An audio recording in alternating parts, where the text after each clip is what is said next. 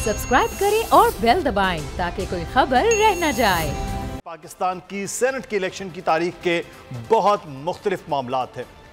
हलचल, बेचैनी, राब्ते, मुलाकातें, पेशगोइयां। सेनेट इलेक्शन में इतनी गहमा गहमी कम ही देखने को मिलती है जितनी इस बार हुकूमत तो बज़ाहिर सेनेट में अक्सरियत लेने के बुलंदो बांग दावे कर रही है, लेकिन सबसे ज्यादा बेचैनी भी हुकूमती हलकों में ही दिखाई दे रही है। इसकी सबसे बड़ी वजह वजीर आजम का खुद मुतहर्रिक होना।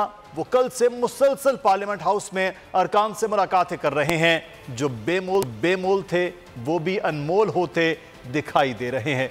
शिकवे शिकायतें दूर करने की यकीन दहानियां कराई जा रही हैं, जबकि सिंध में तो हुकूमती इत्तेहाद के अरकान को होटल तक महदूद करके उनके हर किस्म के राब्ते मुनक़ता कर दिए गए हैं, जिससे साफ है कि कहीं ना कहीं तो कोई सियासी गेम होने जा रहा है। यही वजह है कि सेनेट इंतखाबात का ये सियासी मार्का दिलचस्प होता दिखाई दे रहा है। अगर सेनेट की नशिस्तों पर नजर डालें तो कल 48 नशिस्तों पर इंतखाबात होने जा रहे हैं। पंजाब में सीट एडजस्टमेंट हो चुकी है।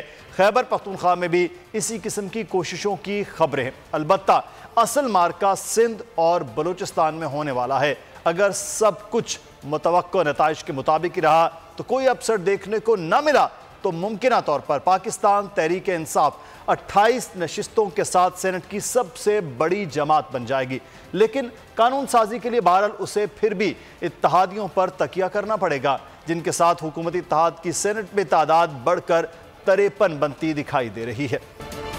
और चारों सूबों में सेनेट की सूरत हाल पर बात करेंगे। हमारे साथ ब्यूरो चीफ्स भी मौजूद हैं। शाहिद जतोई कराची ब्यूरो चीफ हमारे साथ मौजूद हैं, उनसे बात करेंगे सिंध असम्बली की सूरत हाल के मुतालिक। और बाबर डोगर लाहौर में मौजूद हैं। पंजाब असम्बली का तो फैसला हो गया है 5-5 और 1 के हिसाब से, लेकिन उनसे भी वहाँ बात करेंगे क्योंकि मेंबर नेशनल असम्बली सबसे ज़्यादा जो पंजाब में है वो किस तरह से सोच रहे हैं। इसी तरह से खैबर पख्तूनख्वा असम्बली में क्या सूरत हाल इस वक्त बन रही है वो भी जानेंगे। उमैर यासिर ब्यूरो चीफ पेशावर भी हमारे साथ मौजूद है। लेकिन उससे पहले राव अफनान हमारे नुमाइंदे इस वक्त इलेक्शन कमीशन सिंध के बाहर मौजूद है। इलेक्शन कमीशन के नुमाइंदे के साथ तो तैयारियां कल से मुतालिक कैसी हैं ये जान लेते हैं राव अफनान से। राव, आगाह कीजिएगा, अब चंद घंटे बाकी रह गए हैं, कल सुबह पोलिंग का आगाज होगा सेनेट के इलेक्शन से मुतालिक, तो इलेक्शन कमीशन की तैयारियां मुकम्मल हो चुकी हैं? जी मुदस्सिर, सेनेट की सूरत हाल बड़ी दिलचस्प है, सियासी हलचल है, एक दूसरे पर इल्ज़ाम तराशियाँ की जा रही है। लेकिन इससे कबल जो है इलेक्शन कमिश्नर कराची सैयद नदीम हैदर से हम जानेंगे कि सर कल पोलिंग होनी है, क्या तैयारियां हैं वो बताइएगा। और नंबर्स का जो गेम है, जो अदादो शुमार है, वो नाजरीन को से आगाह कीजिएगा कि कितने जो उम्मीदवार है उसको वोट लेना दरकार होते हैं। देखें, कल जो इलेक्शन हो रहा है उसके लिए तमाम तैयारियाँ मुकम्मल हैं। सिंध असम्बली में वोटिंग होगी सुबह 9 बजे से 5 बजे तक, और उसके लिए सिंध असम्बली को पोलिंग स्टेशन डिक्लेयर करार कर दिया गया है। और कल हमने वहाँ विज़िट भी किया था।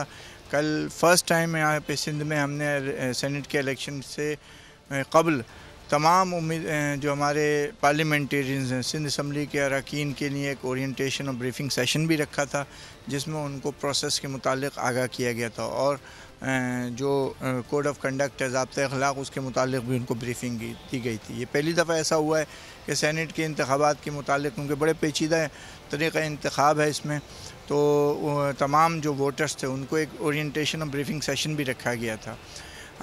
इस सिलसिले में जैसा कि आपके इल्म में है कि सिंध से जनरल नशिस्त के लिए 7 सीटें हमने फ़िल करनी हैं, और उन 7 नशिस्तों के लिए 10 उम्मीदवार इस वक्त मैदान में हैं, जिसमें से 7 का ताल्लुक़ पीपल्स पार्टी से है, एक मुत्तहिदा कौमी मूवमेंट के फैसल सब्ज़वारी हैं, PTI के फैसल वावडा हैं, और GDA के पीर सदरुद्दीन शाह राशिदी हैं।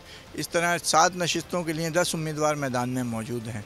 जबकि टेक्नोक्रेट पे हमें 2 नशिस्तें हैं जिनका इंतखाब होना है, जिसके लिए 4 उम्मीदवार मैदान में मौजूद हैं। 2 पीपल्स पार्टी से हैं, एक PTI से हैं, और एक TLP के यशोल्ला खान हैं। इसी तरह ख़वातीन की 2 नशिस्तें हैं जिनके लिए 3 उम्मीदवार इस वक्त मैदान में हैं, 2 का ताल्लुक़ पीपल्स पार्टी से और एक MQM से हैं। तो इनकी 2 नशिस्तें जो हैं ख़वातीन की हैं, 2 टेक्नोक्रेट की और 7 जनरल हैं। इस तरह 11 नशिस्तों के लिए इंतखाब हो रहा है। टोटल 17 उम्मीदवार मैदान में मौजूद हैं। तो हर उम्मीदवार को कितने वोट दरकार होंगे तभी वो कामयाब हो सकता है, सेनेटर बन सकता है? देखिए, इसमें जैसे कि अभी तक जो हमारा सिंध असम्बली है वो 168 अरकान पर मुश्तमिल है, तो हाउस जो है वो टोटल 168 अरकान का है। अगर हम ये फ़र्ज़ करते हैं कि 168 अरकान आते हैं और अपना वोट कास्ट करते हैं, तो इसकी जो कोटा निकलता है, कोटा का तरीक़ाकार ये होता है कि जो भी total number of valid votes होते हैं, जितने भी वोट कल पड़ेंगे, उनमें से फिर हम तयन करते हैं कि कौन सा वैलिड है, कौन इनवैलिड है। इनवैलिड वोट वो होता है जिसके ऊपर अगर किसी ने प्रायोरिटी तरजीह नंबर 1 वो देना लाजमी है। हर उम्मीदवार को तरजीह नंबर 1 देना लाजमी है। जो अगर किसी उम्मीदवार के आगे तरजीह नंबर 1 नहीं दी किसी वोटर ने, तो वो वोट इनवैलिड हो जाता है, रिजेक्ट हो जाता है। इसी तरह अगर एक उम्मीदवार से ज़ायद को उसने तरजीह नंबर 1 दे दी तो भी वो वोट रिजेक्टेड होगा, या अगर एक ही उम्मीदवार के आगे 2 दफ़ा उसने 1 लिख दिया तो भी वो वोट रिजेक्ट है, या अगर उसने उर्दू, अंग्रेज़ी या कोई ऐसी कोशिश की जिससे उसकी सीक्रेसी आउट हो रही है, जिससे खुफिया राय शुमारी के ऊपर असर पड़ता है, तो भी वो बैलेट पेपर रिजेक्ट होगा। और एक आखिरी सूरत हाल है जिसमें अगर ये बैलेट पेपर के पीछे सरकारी मोहर और प्रिजाइडिंग अफसर के दस्तखत नहीं है तो भी वो बैलेट पेपर ऑफिशियल नहीं तस्वर होगा और रिजेक्ट हो जाएगा। इस तरह इन सूरतों में अगर 168 हमारे अरकान हैं और सब के सब अपना वोट कास्ट करते हैं और सही वोट कास्ट कर लेते हैं, सब वैलिड हैं, तो हम हर वोट की वैल्यू जो होती है वो 100 होती है, तो हम 168 को 100 से ज़रब देते हैं। फिर उसको हम नंबर ऑफ़ सीट्स जो भरनी है उनमें +1 करके उससे तकसीम करते हैं। यानी अगर हमें 7 नशिस्तें भरनी है तो हम 8 से तकसीम करेंगे, तो 168 को हम 100 से ज़रब देंगे, 16,800 को हम 8 से तकसीम करेंगे तो जवाब आता है 2100, 2100। उसमें भी हम +1 कर लेते हैं ताकि एब्सोल्यूट मेजॉरिटी का कानून रहे कि दोबारा, तो ये हमारा 2101 कोटा बनता है। अगर तो पूरा सिंध असम्बली के जो तमाम अरकान अपना वोट कास्ट करते हैं और सही वोट कास्ट करते हैं तो जो कोटा है वो 2101 बनता है। यानी एक उम्मीदवार को जीतने के लिए 2101 वोट दरकार होंगे। अगर इसमें फ़र्स्ट काउंट होती है फिर उसमें हम ये देखते हैं कि कौन से उम्मीदवार ऐसे हैं, अगर किसी मरहले पे यानी किसी उम्मीदवार ने अगर एक भी वोट नहीं लिया तो वो मुकाबले से खारिज हो जाएगा, और जिन उम्मीदवारों ने एक भी अगर लिया है, 100 वोट भी अगर उसके हैं 100 वैल्यू, तो वो मुकाबले में मौजूद रहेगा। फिर हम उसमें बलिहाज़ तरतीब देखते हैं कि जो उम्मीदवार कोटा से ज़ायद हासिल कर लेते हैं तो उनको तो हम डिक्लेयर कर देते हैं कि वो विनर हो जाते हैं। अगर मिसाल के तौर पे अगर पहले काउंट के अंदर 2101 से 3 उम्मीदवार ऐसे हैं जिन्होंने 2101 से ज़ायद वोट हासिल किए हैं, तो हम उनको उनकी प्रायोरिटी यानी उनकी जो तादाद है वैल्यू के हिसाब से उनको 1, 2, 3 करके डिक्लेयर कर देंगे इलेक्टेड। फिर जो नंबर 1 होगा जिसके वोट सबसे ज़्यादा होंगे कोटे से, तो जो कोटे से ज़ायद जो उनकी वैल्यू होगी उसको मौजूद मुकाबले में मौजूद उम्मीदवारों में तकसीम किया जाएगा बलिहाज़ तरजीह। यानी उनकी अगर जो प्रायोरिटी अगर उसके बैलेट पेपर पे जिनको सेकंड प्रायोरिटी होगी उसकी वैल्यू को उनके सेकंड के ट्रांसफ़र किया जाएगा।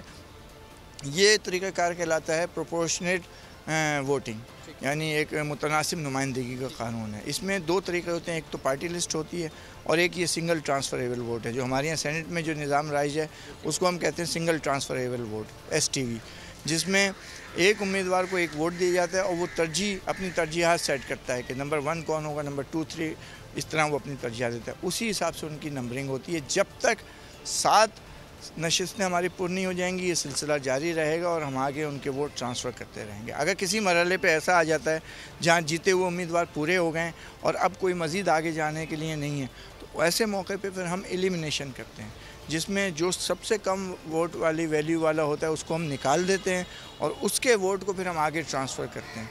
तो इस तरीके से ये सिलसिला जारी रहता है। बहुत शुक्रिया Syed Nadeem Haider, single transfer vote जो है उस सिस्टम के हवाले से तफसीलात से आगाह कर रहे थे। अगर मुदस्सिर में सियासी सूरत हाल की बताऊँ तो रऊफ़नान हमें आगाह कर रहे थे। कराची सैयद नदीम। सब्सक्राइब करें और बेल दबाएं ताकि कोई खबर रह न जाए।